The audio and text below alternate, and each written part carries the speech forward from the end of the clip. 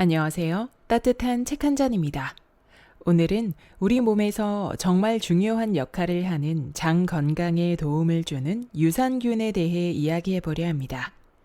장은 흔히 제2의 뇌라고 불릴 만큼 신진대사를 원활하게 하고 우리 몸의 면역력을 책임지는 중요한 기관입니다. 우리 몸의 면역세포 중 80%가 장에 존재한다고 하니 장 건강이 곧 우리 몸 전체의 건강과 직결된다는 결론을 쉽게 내릴 수 있죠. 이렇게 중요한 장 건강을 지키는 데 도움을 주는 대표적인 식품이 바로 유산균입니다. 하지만 시중에 유산균 제품이 너무 많고 이를 제대로 먹는 방법에 대한 정보도 너무 다양하다 보니 혼란스러울 때가 많은데요. 그래서 오늘은 책 진짜 식사 원을 통해 유산균에 대한 기본적인 배경 지식과 함께 유산균을 효과적으로 먹는 방법에 대해 알아보려 합니다. 지금부터 책 속으로 들어가 보겠습니다. 유튜브 건강 채널을 보면 유산균에 관한 이야기가 많다. 유산균은 아침에 먹어야 좋다. 유산균은 공복에 먹으면 위산 때문에 다 죽는다. 유산균이 장까지 잘 도달할 수 있도록 캡슐에 이중으로 싸야 한다 등의 이야기들이다. 유산균은 한마디로 세균이다. 세균은 살아있는 생명체이므로 살아가는 환경이 중요하다. 환경이 좋으면 잘 살고 환경이 나쁘면 죽어서 숫자가 줄어든다. 항생제 내성이라는 말을 들어보았을 것이다. 우리가 항생제를 아무리 많이 먹어도 세균이 다 죽지 않는다. 대부분의 세균이 죽지만 몇 마리는 꼭 살아남는다. 항생제에 내성을 가진 세균, 즉 항생제에 죽지 않는 놈이 몇 마리 살아남아서 다시 번식한다. 그래서 사실상 세균을 박멸한다거나 바이러스를 완전히 박멸한다는 것은 있을 수 없다. 불가능한 일이다. 유산균도 마찬가지다.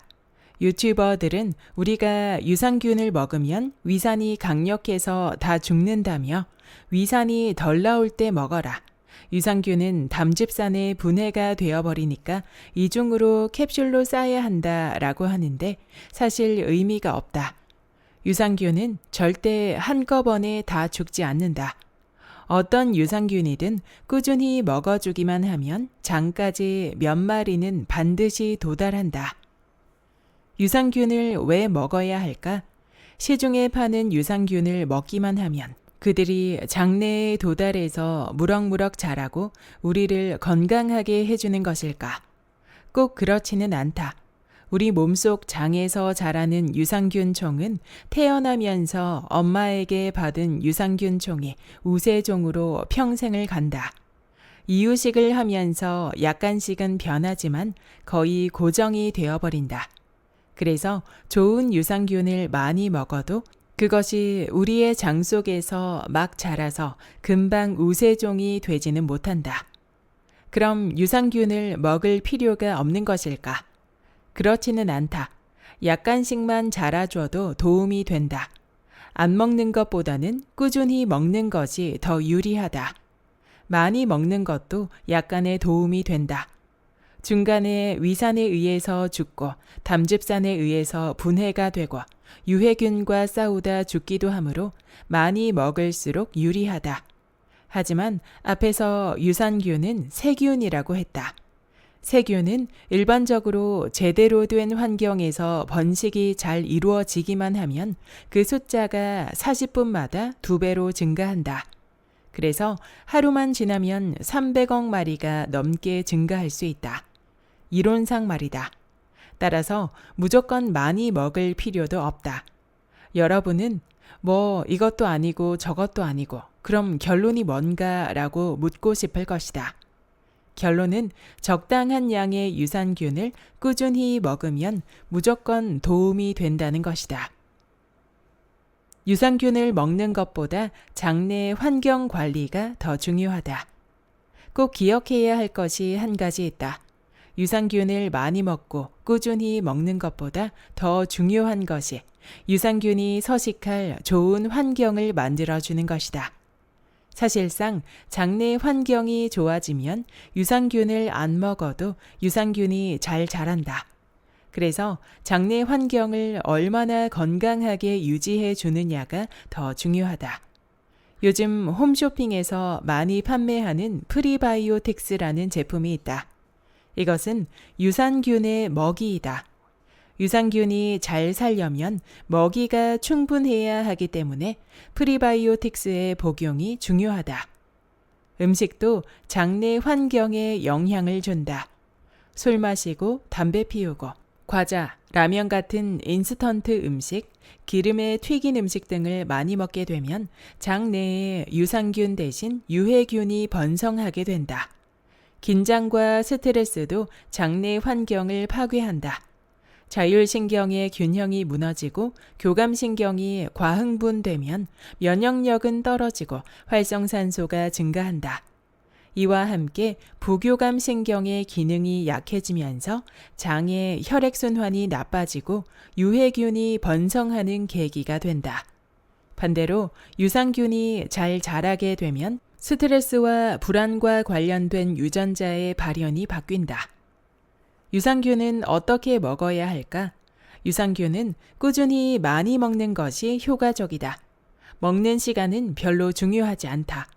양도 그다지 중요하지 않다. 가장 중요한 것은 장내 환경을 유산균이 잘 살 수 있도록 바꿔주는 것이다. 우선 장이 따뜻해야 한다. 장염이 잘 생기고 설사를 자주 하고 배앓이를 하는 사람들은 대부분 장이 냉하다. 장의 온도가 떨어지면 유산균이 잘 자라지 못한다. 그래서 장의 혈액순환을 돕는 생강, 강황, 양파, 마늘, 비트 등을 꾸준히 복용하는 것이 유산균을 먹는 것보다 더 중요하다. 유산균의 먹이를 풍부하게 공급해야 한다. 장내 환경을 유산균이 잘 살 수 있도록 바꾸어 주려면 유산균의 먹이, 즉 프리바이오틱스를 풍부하게 공급해야 한다. 프리바이오틱스는 쉽게 말해서 식이섬유와 올리고당이다. 그래서 해독 주스를 만들어서 꾸준히 마시면 효과가 있다. 앞에서 유산균이 한 마리만 살아 있어도 적절한 환경에서는 하루 만에 300억 마리로 불어날 수 있다고 했다. 프리바이오틱스 해독 주스 만드는 법. 첫 번째 재료는 신선초다.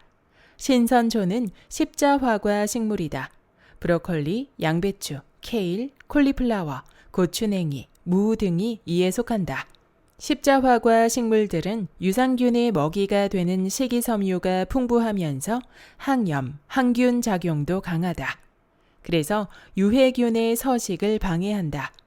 또 비타민 C, K, E, 엽산과 셀레늄, 멜라토닌도 풍부하게 들어있다. 두 번째 재료는 당근이다. 당근은 슈퍼푸드다. 당근을 매일 먹으면 웬만한 질병은 예방할 수 있다. 당근은 유산균의 먹이가 되는 식이섬유가 풍부하다. 또 베타카로틴이 풍부해서 우리 몸속에 들어오면 비타민 A가 된다. 당근은 강력한 항산화 작용으로 노화 방지, 세포 재생 촉진, 눈을 건강하게 하고 심장병을 예방하고 암을 예방하는 효능이 있다. 세 번째 재료는 사과다. 매일 아침 사과 1개를 먹으면 100살까지 장수한다고 한다. 사과는 식이섬유인 팩틴이 풍부하여 콜레스테롤 수치를 낮춰준다. 비타민C가 풍부해서 면역력도 증가시켜준다. 포만감을 주므로 다이어트 효과도 있다. 녹즙이나 해독 주스에 사과가 꼭 들어가는 이유는 맛이 좋기 때문이다. 당근이나 신선초만 갈면 맛이 없어서 오래 먹지 못한다. 그래서 사과가 꼭 필요하다. 네 번째 재료는 블루베리다. 블루베리는 껍질에 레스베라트롤이라고 하는 항산화제가 들어있다. 강력한 항산화 성분이다. 이 성분이 대장암을 예방한다. 또 카테킨 성분은 살균 작용으로 유해균을 억제하고 염증을 예방하며 탄닌 성분은 대장의 혈관을 튼튼하게 만들어서 장누수 증후군을 예방해준다. 신선초, 당근, 사과, 블루베리를 적당량 섞어서 해독 주스로 만들어 마셔보자. 각각의 비율은 크게 중요하지 않다. 조금 더 맛나게 먹으려면 사과와 블루베리의 양을 늘리고 항산화 작용을 더 크게 하려면 신선초, 당근의 양을 늘리면 된다. 매일 1, 2회 마시면 장내 유산균이 자라는데 큰 힘이 될 것이다. 지금까지 진짜 식사 원의 본문 일부였습니다. 오늘 낭독해드린 내용 중 우리가 꼭 기억해야 할 핵심 포인트를 다시 정리해 보겠습니다. 첫째, 유산균은 매일 꾸준히 섭취하는 것이 중요하다. 둘째, 유산균이 장에서 잘 살기 위해서는 장을 따뜻하게 하고 장을 따뜻하게 해주는 생강, 강황 등의 음식을 자주 섭취해야 합니다. 셋째, 유산균이 장에서 잘 살기 위해서는 프리바이오틱스, 즉 유산균의 먹이가 충분해야 합니다.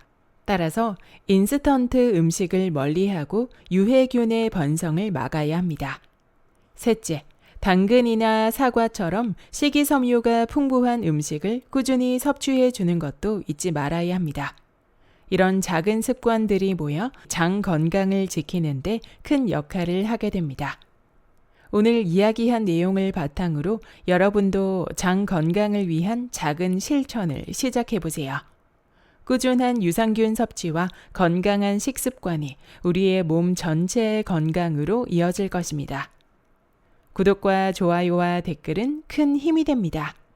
다음 영상에서 만나요.